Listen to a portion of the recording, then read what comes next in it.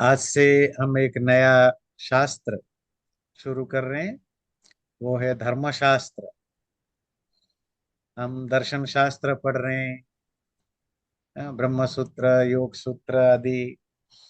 हम अ, उपनिषद आदि आध्यात्मिक ग्रंथ पढ़ रहे हैं, जो स्पिरिचुअल ग्रंथ हैं।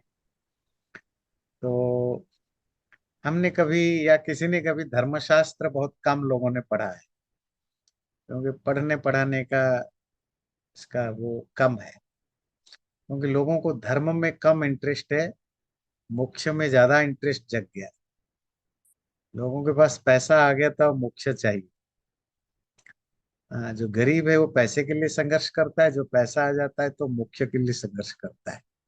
बीच वाला गायब हो जाता है, जो धर्म पाठ है ना। तो इसीलिए धर्मशास्त्र के पढ़ने पढ़ाने बताने बताने वाले कम होते गए। तो हम जो ग्रंथ शुरू कर रहे हैं वो है मनुस्मृति। पहले थोड़ी सी इंट्रोडक्शन हम समझ लेते हैं। हिंदू धर्म के जो लिटरेचर है, अलग अलग चीजों को डील करने के लिए अलग अलग लिटरेचर है। धर्म को समझने के लिए हमारे यहाँ फोर फोल्ड सोर्सेस बताया गया। चार तरह के सोर्सेस, जिससे कि आप समझ पाए धर्म क्या है, अधर्म क्या है, क्या सही है, क्या गलत है, आदि आदि। इसको कहते हैं श्रुति, स्मृति, सदाचार, स्वस्य च प्रिय। तो श्रुति कहते हैं वेद को, वेद, और वेद से रिलेटेड जो लिटरेचर आदि उपनिषद आदि, ये हमारे हाईएस्ट ऑथोरिटी है हिंदू धर्म के शास्त्र परंपरा। सेकेंड लेवल पर आता है स्मृति। स्मृति वो ज्ञान है जो अक्यूर्ड है। श्रुति वो है जो परमात्मा के द्वारा मानव सृष्टि के साथ आया और जिसको आगे बढ़ाया गया। स्मृति वो है जो ज्ञान हमें हमारे जो ज्ञानी विद्वान लोग हैं उन्होंने पढ़ा, लिखा, समझा, जाना, देखा, एक्सपीरियंस किया। इसके बेस पर जो उन्होंने जो ज्ञान हमें डिलीवर किया, वो ज्ञान स्मृति परंपरा है। अर्थात मैन मेड है, आचार्य ऋषि मुनियों के द्वारा। उसको कहते हैं स्मृति। और स्मृति का दूसरा नाम है धर्मशास्त्र, जो हम आगे डिटेल में पढ़ेंगे। तीसरा धर्म का सोर्स बताया गया सदाचार, गुड कंडक्ट।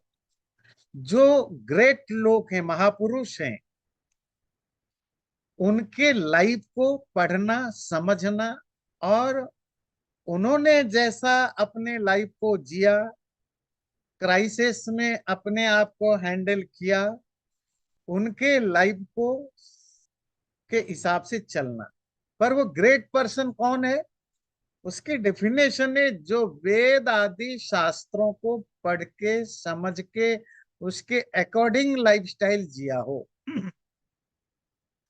मतलब आज की भाषा में कहें बायोग्राफी अब ग्रेट पीपुल। अब हमारे आप कहेंगे अगर धर्म, हमारे हिंदू धर्म में बायोग्राफी की चर्चा है और बायोग्राफी पढ़ना है, अपने लाइफ में कुछ धर्म अधर्म समझ रही, वो बायोग्राफी क्या है?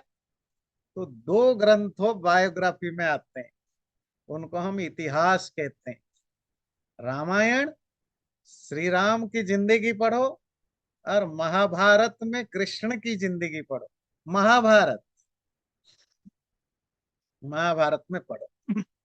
और केवल राम और कृष्ण ने, अलग अलग और बहुत सारे कैरेक्टर्स हैं, उनको पढ़ो सही गलत समझ के। क्योंकि इन लोगों ने वेद आदि शास्त्रों को पढ़ के समझ के उसके हिसाब से अपनी जिंदगी को जिया है। तो आप भी उनके, अगर आपको और कुछ नहीं सोचता, उनकी जीवनी को पढ़ो और उसके हिसाब से लाइफ में जियो।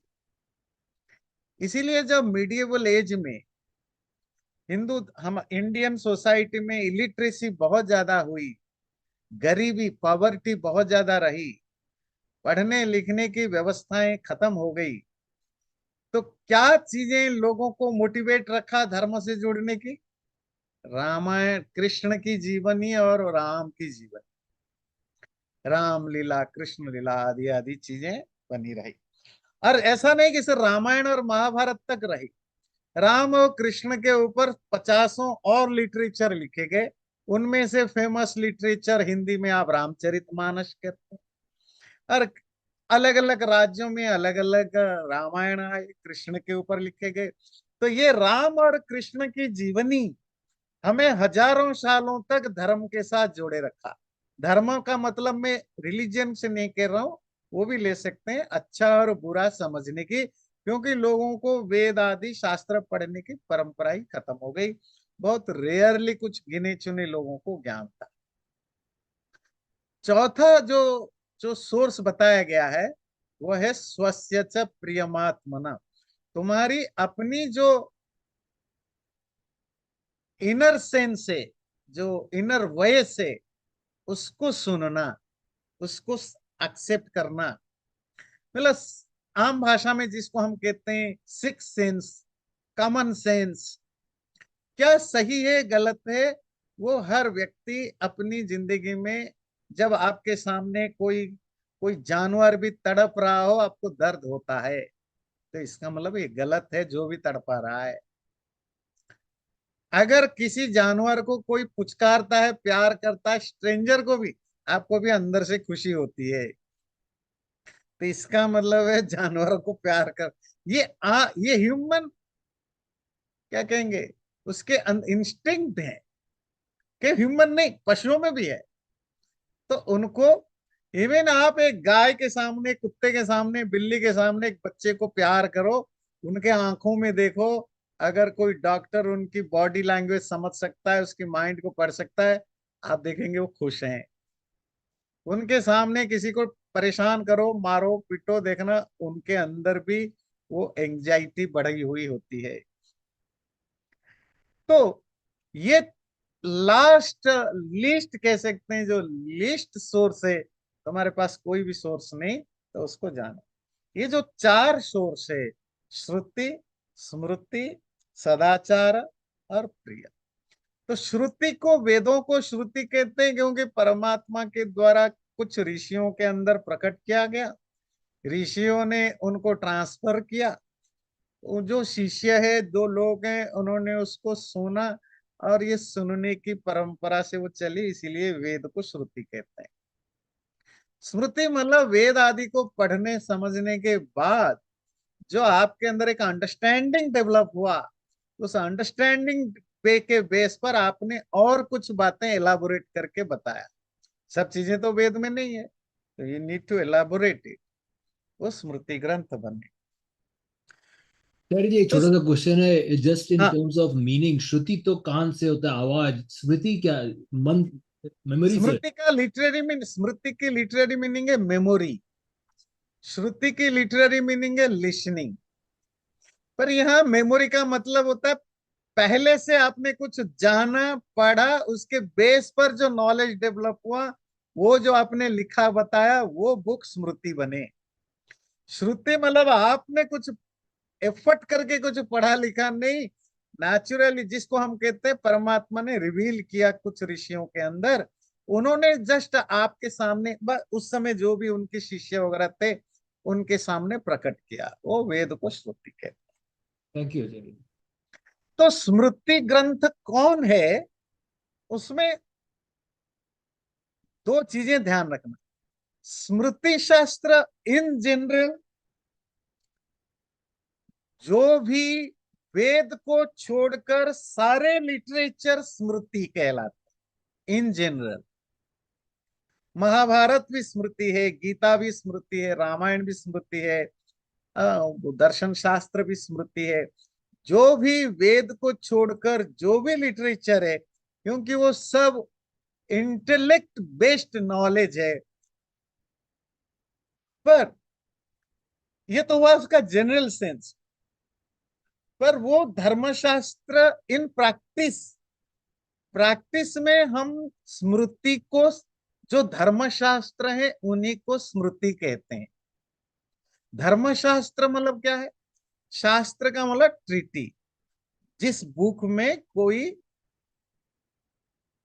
कोई रूल्स रेगुलेशंस के बारे में डिटेल में बताया गया हो, उसको शास्त्र कहते हैं। तो जिन शास्त्रों में धर्म के बारे में डिटेल में डिस्कशन है, उन शास्त्रों को धर्मशास्त्र कहते हैं। और प्रैक्टिकली धर्मशास्त्रों को ही स्मृति कहा गया। ऑल्दो इन जनरल कोई भी स्मृति, जनरली किसी भी शास्त्र को स्मृति कहा जा सकता है। और पुराने आचार्यों ने ऐसा किया भी है। जो पुराने आचार्य रहे, उन्होंने सिर्फ धर्मशास्त्रों को ही स्मृति नहीं कहा, महाभारत को भी, दर्शन शास्त्रों को भी, अलग अलग शास्त्रों को भी स्मृति कहा। जैसे आचार्य शंकर अपने भाष्य वगैरह में स्मृति का नाम लेकर के महाभारत को भी कोट करते हैं, धर्मशास्त्रों को भी कोट करते हैं। आप कहेंगे महाभारत तो अभी अभी आपने बताया बायोग्राफी टाइप के स्टोरी है, इतिहास। पर महाभारत एक्चुअली एक यूनिक ग्रंथ है, वो एक एनसाइक्लोपीडिया है। उसमें स्टोरी तो बहुत है। एक स्टोरी रामायण में तो एक ही स्टोरी, महाभारत में तो बहुत सारे। ये कौरव पांडव स्टोरी तो वन ऑफ मेनी स्टोरीज है, बहुत सारे स्टोरीज हैं। पर स्टोरी जितनी है, ऑलमोस्ट उतना ही महाभारत में शास्त्र ज्ञान है। स्टेट क्राफ्ट से रिलेटेड, राजनीति से रिलेटेड, स्पिरिचुअलिटी से रिलेटेड, धर्म से रिलेटेड, आर्ट एंड क्राफ्ट से रिलेटेड। इसीलिए महाभारत को अपने आप के एक एनसाइक्लोपीडिया कहा जाता है। Mahabharata can be counted as itihasa, can be counted as epics, can be counted as dharmashastra, can be counted as adhyatma shastra. क्योंकि महाभारत में बहुत वास्ट बुक है, उसमें बहुत सारी चीजें हैं। तो पर हम इसको थोड़ा समराइज करके आते हैं। स्मृति से हम जो आज ग्रहण लेते हैं वो है धर्मशास्त्रों को। धर्मशास्त्र जैसे बताया, जिसमें धर्म क्या है, कैसा है, कैसे फॉलो करना है, जिन लिटरेचर में बताया गया, उनको धर्मशास्त्र कहा गया। और वो धर्मशास्त्र की हिस्ट्री स्टार्ट होती है वेदांग से। वेदांग समझते हैं? जो 6 different types of knowledge, branches हैं नॉलेज के, जो पढ़ना जरूरी है वेद को समझने के। शिक्षा, कल्प, निरुक्त, व्याकरण, छंद, अध्ययन। उनमें जो कल्पशास्त्र है वो 3 तरह के हैं। एक में शूल्य सूत्र है, जो ये ट्रिकोनोमेट्री, ज्योमेट्री वगैरह जिसमें है। एक में है श्रौत सूत्र, जिसमें यज्ञ आदि की डिटेल में डिस्कशन है। गृह सूत्र, घर गृहस्थी, हाउस होल्डर लाइफ की जो रूल, क्या उसको करना चाहिए, क्या नहीं करना चाहिए, उसकी जो डिटेल्स जिसमें गृह सूत्र। और उसी में एक है धर्मसूत्र। ये जो धर्मसूत्र ग्रंथ हैं, ये धर्मशास्त्रों की इनिशियल बुक्स हैं, जिसमें धर्म को स्पेशली गृहस्थ व्यक्ति, एक मैरिड व्यक्ति अपने लाइफ में उसकी क्या ऑब्लिगेशंस हैं, क्या ड्यूटीज हैं, क्या राइट हैं, और स्पिरिचुअली, रिलीजियसली, सोशियली, इन सब चीज का डिस्कशन उन शास्त्रों में मिलता है। धर्मसूत्र, धर्मशास्त्र अलग है। ये 2 धर्मसूत्र मैंने कहा, सूत्र, सूत्र से समझ पाएंगे। जैसे कल आप पढ़ रहे थे योग सूत्र, ब्रह्म सूत्र, वो सूत्र फॉर्म में लिखे गए हैं। जो मेन धर्मसूत्र मिलते हैं, आपस्तंभ, गौतम धर्मसूत्र, बौधायन धर्मसूत्र, वशिष्ठ धर्मसूत्र। तो ये है धर्मशास्त्र का इनिशियल स्टेज, जो इवॉल्व हो रहे थे। बाद में डेवलप हो करके 18 धर्मशास्त्र आए। और उनको हम कहते हैं स्मृति। स्मृति जो आज के डेट में जिनको हम स्मृति कहते हैं, मनुस्मृति पढ़ेंगे ना आप, वो स्मृति उन 18 जो धर्मशास्त्र जो बाद में डेवलप हुए, उन धर्मशास्त्रों को स्मृति कहा गया। वो 18 हैं। उन 18 स्मृति शास्त्रों में एक है मनुस्मृति। मैं जस्ट रैंडम नाम बोल लेता हूँ, आपको याद रखने की जरूरत नहीं, आप गूगल करके भी देख सकते हैं। मनुस्मृति, याज्ञवल्क्य स्मृति, विष्णु स्मृति, दक्ष स्मृति, संवर्त, व्यास, हरित, शततप आदि आदि, आपको आपको नाम नहीं याद रहेगा। 18 स्मृति है। पर उन 18 स्मृति शास्त्रों में धर्म स्मृति, इसका मतलब अभी तक आपने समझा स्मृति इक्वल टू धर्मशास्त्र।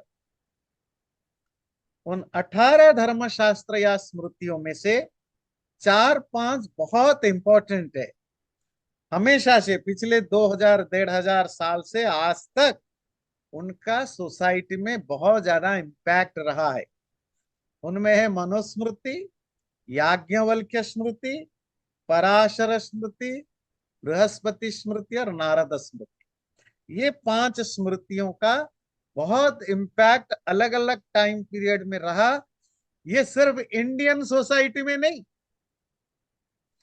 ये साउथ ईस्ट सोसाइटी देशों तक, मतलब कंबोडिया, इंडोनेशिया, थाईलैंड, लाओस से म्यांमार आदि तक देशों में भी इन स्मृति शास्त्रों का इम्पैक्ट दिखता है। आज से 1000 साल पहले भी, 1500 साल पहले भी, 500 साल पहले भी, अभी भी वहां स्मृति शास्त्र थोड़ा बहुत ज्यादा मॉडिफाइड फॉर्म में वहां मिलते हैं। वो उनके लोकल स्मृति शास्त्र है। तो ठीक है, अभी तक सब क्लियर है स्मृति और धर्मशास्त्र। कोई क्वेश्चन हो तो पूछ सकते हैं, फिर मैं नेक्स्ट लेवल पर जाऊँ। आचार्य, जैसे क्लैरिफिकेशन आपने कहा कि जो उपनिषद हैं वो दे आर कैटेगराइज्ड एज श्रुतिज। हाँ हाँ जी, पर वो भी तो लिखे आफ्टर समबडी स्टडीड वेदास, उसके बेस पर ही लिखे गए ना वो। हाँ, ऐसा है कि श्रुति तो 4 वेदों को कहा जाता है। हाँ पर जी। कभी कभी ऐसा होता है ना, अब राजा है, अब राजा के जो सेनापति वगैरह है, मंत्री वगैरह है, वो आम लोगों के लिए वो भी राजा कहला जाते हैं, है ना, गवर्नमेंट। तो इसी तरह ब्राह्मण, आरण्यक और उपनिषद, ये तीनों उसी श्रुति परंपरा में काउंट होते हैं। ये वैदिक लिटरेचर हैं। वैदिक, एक तो वेद हुआ, और ये वेद से रिलेटेड लिटरेचर होने से, वेद से रिलेटेड होने से उनको भी श्रुति इसीलिए कहते हैं क्योंकि आरण्यक और उपनिषदों में बहुत सारे उपनिषद है जो डायरेक्टली वेद का पार्ट है। मतलब जैसे ईशावास्य उपनिषद है, वो तो यजुर्वेद का जो 40वां अध्याय है, वो थोड़ा मंत्र को आगे पीछे कर लिया, वो ईशोपनिषद, तो वो तो श्रुति में काउंट होगी ना, क्योंकि वो तो वेद का पार्ट है। जैसे आप श्वेताश्वतर उपनिषद पढ़ रहे हैं, उसमें दर्जनों दर्जनों मंत्र हैं जो अलग अलग वेद से आज इट इज ले लिया गया है। तो क्योंकि वेद का काफी मिक्सचर है उपनिषदों में, तो वो इनडायरेक्टली उनको भी हम श्रुति कह देते हैं। पर वो स्मृति शास्त्र में काउंट नहीं होते हैं। स्मृति शास्त्र आचार्य प्रणीत होते हैं, है ना। और जो उपनिषद आदि है, ऋषियों का, जो एनलाइटेंड ऋषि है, अल्दो ये अपौरुषेय नहीं है, परमात्मा के द्वारा दिया गया, पर वो जो आत्मज्ञानी ऋषि है उनका विचार है, तो उनको स्मृति से हम अलग रखते हैं, वैदिक साहित्य कहते हैं। तो ये जो अलग अलग स्मृति शास्त्र है, उनमें 5 इंपॉर्टेंट है। हिस्ट्री में अगर सबसे ज्यादा सोसाइटी में किसी ने बहुत ज्यादा इन्फ्लुएंस डाला है कोई शास्त्र, वो है मनुस्मृति। स्मृतियों में मनुस्मृति इतना इंपॉर्टेंस है कि ब्रिटिश इंडिया में जो इंडियन सिविल कोड और पेनल कोड बनाए गए, मतलब क्रिमिनल्स के लिए, क्राइम के लिए और सिविल डिस्प्यूट के लिए। उसमें क्रिमिनल के लिए तो वेस्टर्न जो भी लॉस था उसको लिया गया, पर जो सिविल डिस्प्यूट की के लिए जो इंडियन ब्रिटिश इंडिया में जो कानून बनाए गए, उसका बहुत बड़ा जो 50 to 60% से ज्यादा जो जो है वो मनुस्मृति से लिया गया। आप अभी भी जो सिविल केसेस होते हैं, जो सिविल लॉज हैं, उसमें मनुस्मृति का बहुत बड़ा कंट्रीब्यूशन उसमें है। जयपुर की जो हाई कोर्ट है, राजस्थान की हाई कोर्ट के सामने मनु महाराज की मूर्ति लगी है। मनु महाराज थे, वो क्षत्रिय थे, क्षत्रिय, ध्यान दीजिएगा। तो मनु की मूर्ति है, वो आजकल तुड़वा दिया शायद, क्योंकि ये पिछले 25-30 साल से वो दलित मूवमेंट चल रहा है ना, दलित क्रिश्चियन, क्रिस्टो दलित इस्लामो मूवमेंट मिलके, तो उन्होंने खूब मनुस्मृति के खिलाफ प्रचार किया, मनुस्मृति जलाओ, वो करो। तो ये हाई कोर्ट के सामने जो मनु जी की मूर्ति थी उसको भी तोड़ने के लिए चली, पता नहीं टूटा नहीं टूटा। खैर ये एक पॉलिटिकल इशू है। तो क्यों मनुस्मृति? और अगर हम वेस्टर्न स्कॉलर्स को देख, हंड्रेड्स ऑफ वेस्टर्न स्कॉलर्स ने मनुस्मृति पर किताबें लिखी है, मनुस्मृति का ट्रांसलेशन किया है, क्योंकि जैसे मैंने बताया ब्रिटिश इंडिया में तो मनुस्मृति के बेस पर सिविक लॉ भी बनाए गए है ना, तो उन्होंने उनको पढ़ा। ऐसा माना जाता है पूरे वर्ल्ड में एंशिएंट सिविलाइजेशनों में जो सबसे बेस्ट, बहुत ही well organised laws, rules, statecraft के बारे में कोई सबसे बेस्ट बुक है, ऑर्गेनाइज्ड बुक है, स्टैंडर्डाइज्ड बुक है, वो मनुस्मृति है। ऐसा कहा था, Manusmriti is a storehouse of information on the social, cultural, religious, ethical, educational, political, judicial and geographical life of that period। Manu ने जब भी लिखा होगा उस समय की ये सारी चीजें का वहां रिफ्लेक्ट करता है। और आज भी मनुस्मृति का बहुत सारे चीजें अल्दो आउटडेटेड हो चुके हैं, पर तब भी उसमें मोर देन 60-70% ऐसा ज्ञान है जो आज भी बहुत ही कंटेम्पररी और बहुत ही रिलेवेंट है। अब आते हैं मनुस्मृति को थोड़ा इसकी हिस्ट्री समझने की। ज्यादातर विद्वानों का मानना है मनुस्मृति जिस रूप में आज मिलता है वो उसका ओरिजिनल फॉर्म नहीं है। ज्यादातर मतलब सारे विद्वानों का कह सकते हैं, ईस्टर्न एंड वेस्टर्न। कहते हैं मानव धर्मशास्त्र नामक, धर्मसूत्र नामक कोई धर्मसूत्र था, धर्मसूत्र है ना, जो आजकल नहीं मिलता, उसका इवोल्यूशन अर्थात इंटरपोलेशन, नए बहुत सारी चीजें डाला गया, हटाया गया के बाद मनुस्मृति नामक एक ग्रंथ डेवलप हुआ। मनुस्मृति किसने लिखा, मनु, उस पर मैं बाद में चर्चा करूंगा, मनु कौन है। इसीलिए इसका नाम मानव संहिता, मानव धर्मशास्त्र, मनुस्मृति आदि। मानव समझते, मानव से समझ, आप सब हम कहते हैं ना मानव, मनु से रिलेटेड मानव, मनुष्य।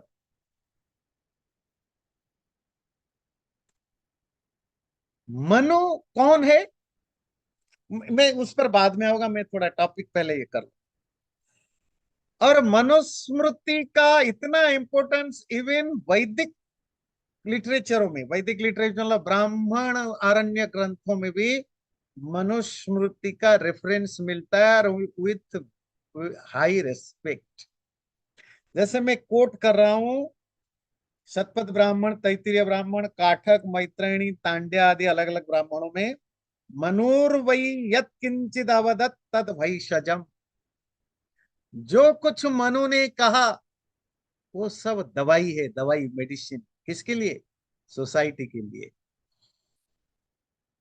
महाभारत में भी सैकड़ों जगह मनुस्मृति की प्रशंसा और मनुस्मृति को कोट किया गया।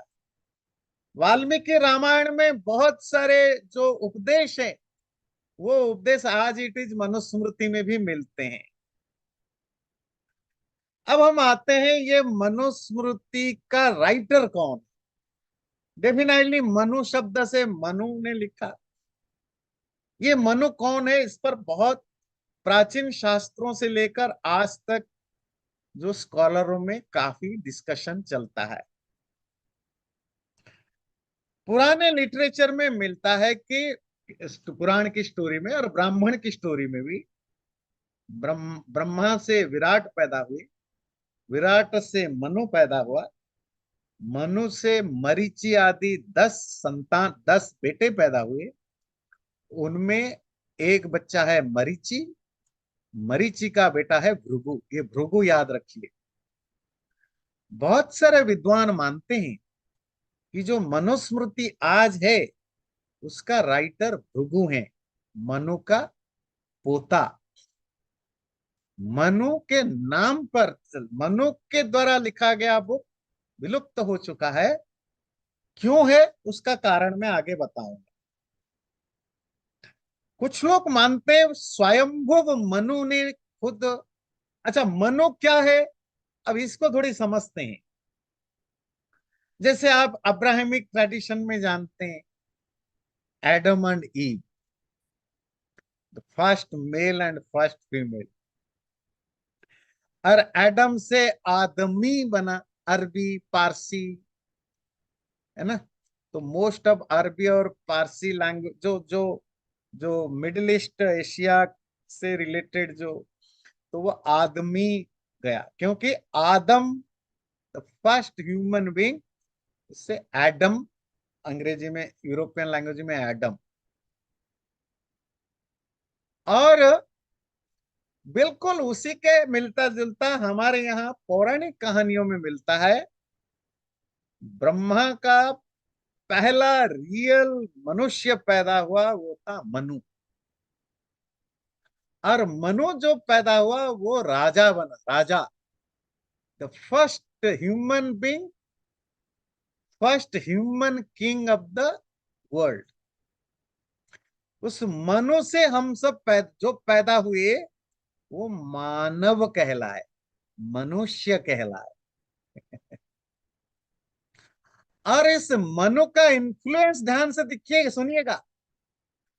ये सिर्फ इंडियन लैंग्वेजेस में मानव शब्द नहीं है, मानव मनुष्य। मनु के प्रोजेनी, जैसे एडम से आदमी, मनु के प्रोजेनी से मानव होता है, तो पूरे वेस्टर्न लैंग्वेज में भी मनु के ही प्रोजेनी मानी गई। मैन, ह्यूमन बीइंग, ये जो मैन है, ह्यूमन है, ये इस मनु से रिलेटेड, जो जो मनु से बने हुए एडम वाला यूरोप में, अल्दो क्रिश्चियनिटी वहां गया, पर प्री क्रिश्चियन लैंग्वेज में, ग्रीक लैटिन वगैरह में ह्यूमन और मैन वगैरह का वर्ड था, तो वो अभी भी उसमें जिंदा है। Most of America European language में, वो उनकी लैंग्वेज में जो इंसान के लिए जो वर्ड है मैन, ह्यूमन, वो अभी भी यही है, जो कि मनु से रिकनेक्ट करता है, न कि एडम से। तो दुनिया में 2 वर्ड होते हैं ह्यूमन बीइंग के बारे में, एडम और मनु। तो अच्छा, वहां एडम के साथ ईव आई, लेडी आई ना, नहीं तो संसार आगे बढ़ेगा कैसे। हमारे यहाँ पुराणों में आया मनु के साथ शतरूपा, शतरूपा। अगर आप, जैसे हम लोग तो सत्यार्थ प्रकाश क्लास में खूब पढ़ा है, ये जो old testament, new testament, Quran काफी पढ़ा है। तो जो लोग सत्यार्थ प्रकाश क्लास, जैसे जिन लोगों ने पढ़ा है वो कनेक्ट कर सकते हैं, जिन्होंने नहीं पढ़ा, जैसे वहां काफी आता है जैसे वो बाढ़ आता, सब डूब गए, फिर दोबारा गॉड ने कैसे बनाया। तो हमारे यहाँ भी बाढ़ का बड़ा कॉन्सेप्ट था। बाढ़, जलप्लावन, सब डूब गया, अकेला मनु एक छोटी सी नाव में बचा था। मनु और शतरूपा, परमात्मा ने, ब्रह्मा ने उनको सेव किया किसी पहाड़ की चोटी पर। वही मनु शतरूपा से जो आगे पैदा हुए, वो हम और आप मानव, ह्यूमन मैन कहलाए। ये एक माइथोलॉजिकल स्टोरी है, but you need to know कि इसका कनेक्शन कहाँ है। ये जो आपके मनवंतर है, मनवंतर, मनवंतर जानते? युग, मनवंतर, कल्प, ब्रह्मवर्ष, इसीलिए मनु के नाम पर मनवंतर पड़ा। वो टाइम यूनिट का भी एक नाम मनवंतर से पड़ा। तो कुछ विद्वान मानते हैं वो जो फर्स्ट ह्यूमन बीइंग मनु के रूप में आया था, जो कि आगे जाकर ह्यूमन राजा बना, क्षत्रिय था, उसी ने ही धर्मशास्त्र लिखा और उसका नाम था मानव संहिता, मानव धर्मशास्त्र। वो बुक नहीं मिलता, पर बहुत सारे लिटरेचरों में इसके रेफरेंस मिलता। तो इस मनुस्मृति का उससे कोई कनेक्शन है?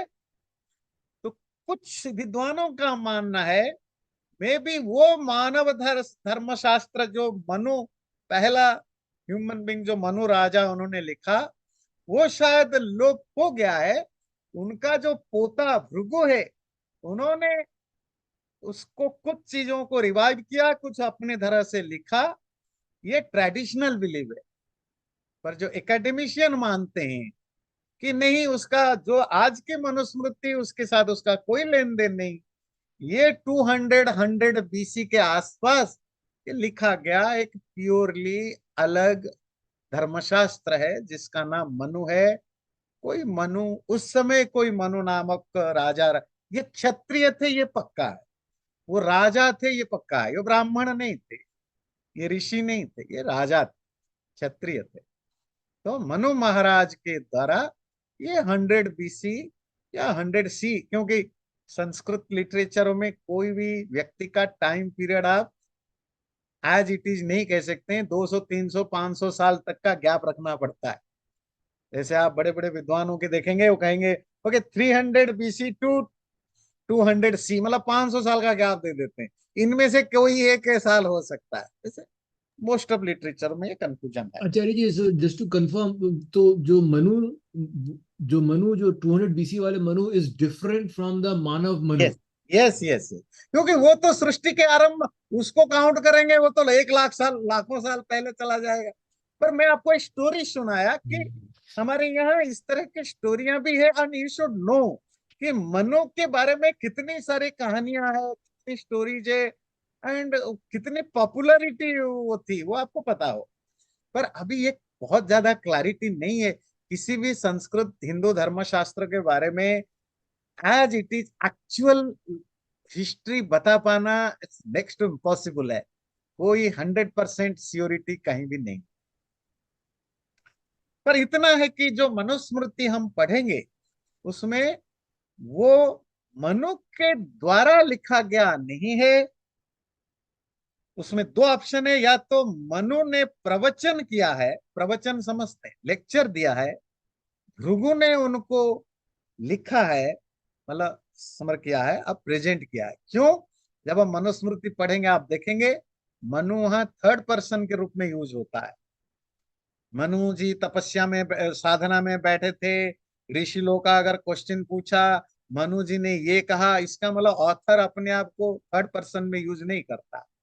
तो उससे पता लगता है कि भृगु ने ही लिखा है। मनु का ये ओरल स्टेटमेंट होगा और भृगु ने उसको एक एक बुक के रूप में सामने रखा है। मनुस्मृति के बाद जैसे कोई भी शास्त्र होता है उसके भाष्य भी होते हैं। कल पढ़ रहे थे कमेंट्री, कमेंट्री का भी बहुत बड़ा इंपॉर्टेंस होता है। तो मनुस्मृति के बहुत सारे कमेंट्री है, और जो फेमस कमेंट्री 2 है, एक है मेधातिथि का भाष्य और है कुल्लुक भट्ट का भाष्य। तो जो लोग बहुत डीपली मनुस्मृति पढ़ते हैं वो मेधातिथि को तो जरूर पढ़ते हैं। और इंटरेस्टिंगली आपको बताए, इंडियन कोर्ट में जो Hindu code of law civil part है, उसमें मनुस्मृति से ज्यादा मेधातिथि भाष्य से ज्यादा मटेरियल लिया गया है, कमेंट्री से, क्योंकि भाष्य में थोड़ी ज्यादा क्लैरिटी होती है। ठीक है, अब समय के हिसाब से हम आते हैं मनुस्मृति जो हम पढ़ेंगे, उसमें 12 चैप्टर। जो पहला चैप्टर है वो है ये दुनिया बनी कैसे, अर्थात क्रिएशन, थ्योरी ऑफ क्रिएशन। मनुष्य कैसे पैदा हुआ, बना, पशु पक्षी, मनुष्य पशु पक्षी कैसे बने, फिर जब मनुष्य आया तो धर्म कैसे, ओरिजिन ऑफ धर्म, फिर ओरिजिन ऑफ सोसाइटी। जब मनुष्य आएगा तो सोसाइटी, क्योंकि मनुष्य is a social animal, society कैसे ओरिजिन हुआ, धर्म कैसे पैदा हुआ। तो ये सब चीजों का आपको मनुस्मृति के फर्स्ट चैप्टर में मिलता है।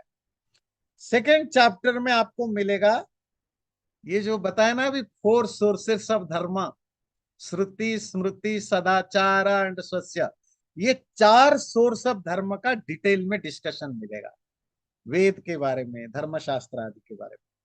फिर संस्कार, अभी पूछ रहे थे, जो संस्कार मतलब जो 16 संस्कार आदि, संस्कारों के बारे में, स्पेसिफिकली उपनयन संस्कार, जनेऊ संस्कार और ब्रह्मचर्य आश्रम की लाइफस्टाइल। थर्ड चैप्टर में गृहस्थ धर्म, मैरिज और मैरिज की, जैसे 8 तरह के मैरिज होते हैं, मैरिज की डिटेल से, फिर मैरिज लाइफ, मैरिड व्यक्ति का क्या धर्म होता है गृहस्थ का, फिर स्नातक जो ग्रेजुएट हो जाता है एक व्यक्ति, तो उसकी क्या धर्म होते हैं, रेस्पॉन्सिबिलिटीज, ड्यूटीज एंड राइटीज होते हैं, वो हम थर्ड चैप्टर में पढ़ेंगे। और फोर्थ चैप्टर में प्योरली गृहस्थ धर्म, एक हाउस होल्डर लाइफ की क्या धर्म, धर्म मतलब आप समझ रहे हैं, जो ऑब्लिगेशन से, ड्यूटीज है, राइट से, what to do what not to do, ये सब धर्म का पार्ट है। पांचवें चैप्टर में पढ़ेंगे भक्ष्य, खाने पाने पीने के बारे में, क्या खाना सही है, क्या खाना गलत है, कैसा खाना सही है, कैसा खाना खराब है, कैसे खाना चाहिए, कैसे जगह पर खाना चाहिए, किस माइंडसेट के साथ खाना चाहिए, क्या गलत है सही है, प्यूरिटी एंड इम्प्यूरिटी, शुद्धि एंड अशुद्धि का विचार। और एक पार्ट है स्त्री धर्म, नारी का के बारे में, नारी की क्या ड्यूटीज एंड कर्तव्य है। छठे चैप्टर में जानेंगे वानप्रस्थ और वानप्रस्थ आश्रम का धर्म, मतलब रिटायर्ड लाइफ का, और सन्यास जो लास्ट स्टेज ऑफ लाइफ है उसका धर्म क्या है। सातवें में जानेंगे राजधर्म, राजधर्म स्टेट क्राफ्ट, एक राजा को कैसा होना चाहिए, उसके मिनिस्टर्स क्या करे, उसकी क्या ड्यूटीज है, पूरी जो स्टेट क्राफ्ट है। आठवें में आता है law, civil law and criminal law, administration, court proceeding, ये पूरा आप पढ़ेंगे, पूरा कोर्ट प्रोसीडिंग, विटनेस कैसा होना चाहिए, है ना, नहीं वो क्रिमिनल जो उसके वकील है, वकील कैसा, पूरे कोर्ट की एक एंशिएंट इंडिया की कोर्ट सीन आप देखेंगे, कोर्ट का सीन। फिर प्रॉपर्टी डिस्प्यूट, ये सब चीजें। नौवे में आएगा 4 जो वर्ण है, ब्राह्मण क्षत्रिय वैश्य शूद्र, उनके क्या क्या स्पेसिफिक धर्म है, क्या करना है क्या नहीं करना, आदि आदि। 10वें और 11वें में अगेन वही 4 वर्णों के रिलेटेड बातें, प्लस प्रायश्चित्त। कुछ गलत काम ऐसे होते हैं आपको कोर्ट जाने की जरूरत नहीं, सजा पाने की जरूरत नहीं, या मरने के बाद भी आपको कर्म फल नहीं मिलेगा अगर आप प्रायश्चित कर लेते, सेल्फ रिपेंट कर देते हैं। तो क्या क्या पापों का, गलत कामों का कैसे प्रायश्चित, रिपेंट कर लो, तो उस कर्म का संस्कार आपके अंदर नहीं होगा, या आपको कोर्ट भी आपको उस समय की सजा नहीं देगी। लास्ट 12वां है पुनर्जन्म, मुक्ति, पुनर्जन्म समझते हैं ना, रीबर्थ कैसे होता है, कर्म संस्कार, कर्म कैसे काम करता है, कर्म संस्कार, और मुक्ति कैसे मिलता है, आत्मज्ञान। तो कोई भी हमारे यहाँ शास्त्र हो, कंक्लूड तो होता है आत्मज्ञान परमात्मा। तो इस तरह के 12 चैप्टर आपको मिलेंगे। ध्यान रखिए एक चीज, जब आप पढ़ेंगे एक चीज बिल्कुल ओपन माइंड होकर ध्यान दीजिए। धर्मशास्त्र कोई इटर्नल नॉलेज नहीं है वेद उपनिषदों की तरह। धर्मशास्त्र एक पर्टिकुलर टाइम पीरियड में, सोसाइटी में जरूरत के हिसाब से लिखे गए रूल, रेगुलेशन एंड डिस्क्रिप्शंस हैं। जो आप मनुस्मृति में पढ़ेंगे, बहुत सारे चीजें आज के डेट में आपको absurd लगेगा, क्योंकि वो 2000 साल पहले की सोसाइटी की बात है। बहुत सारे चीजें आपको आउटडेटेड लगेगा। इसीलिए धर्मशास्त्र कभी भी 100% ऑथोरिटी नहीं होते हैं। ये 18 धर्मशास्त्र क्यों हैं? क्योंकि हर 200-300 साल के बाद एक नया आचार्य आता है, वो एक नया धर्मशास्त्र लिखता है। पुराने धर्मशास्त्र के बातें जो उसको लगता है आज के डेट में ये ठीक नहीं है, उसको वो खंडन करता है, उसको काउंटर करता है, उसकी जगह नए रूल्स लाते हैं। और ये परंपरा चली है। और मैं अगर धर्मशास्त्र की भाषा में कहूं, भारत में जो लास्ट धर्मशास्त्र लिखा गया वो है भारत का कॉन्स्टिट्यूशन, जिसको लीड कर रहे थे डॉक्टर अंबेडकर। कॉन्स्टिट्यूशन जैसे कॉन्स्टेंटली चेंज होता रहता है, धर्मशास्त्र भी चेंज होते रहते हैं। हम जब मनुस्मृति को पढ़ेंगे इसीलिए नहीं पढ़ेंगे कि जो लिखा है उसको वेद उपनिषद दर्शन की तरह बिल्कुल एब्सोल्यूट मान के चलेंगे, नहीं। हमें समझना है कि 1500 साल पहले की सोसाइटी में क्या क्या मान्यताएं थी, क्या जो आज नहीं है, क्या अच्छी थी, बुरी थी, हम उसको समझेंगे। उसके साथ मनुस्मृति में आपको ऐसे अनगिनत 50-60% चीजें ऐसे जानना है जो बहुत इटर्नल है, बहुत वो हमेशा रिलेवेंट है। वो ज्ञान तो हमें मिलेगा ही, पर उसके साथ बहुत सारी चीजें जो आज आपको अवसर लगेगा, उसको आप बहुत ज्यादा दिमाग में प्रेशर नहीं डालना कि अच्छा ये भी था। मतलब जैसे वहां आपको मिलेगा जो किसी की कि कोई क्राइम करता है तो उसके हाथ काट दो, किसी क्राइम के लिए आंख फोड़ने की सजा है, तो आप कहेंगे पर वो उस समय होता था, दुनिया में बहुत सारे देशों में होता था। आज फेमिनिज्म का जमाना है, आज वो क्या कहते हैं, जेंडर इक्वालिटी की जमाना है।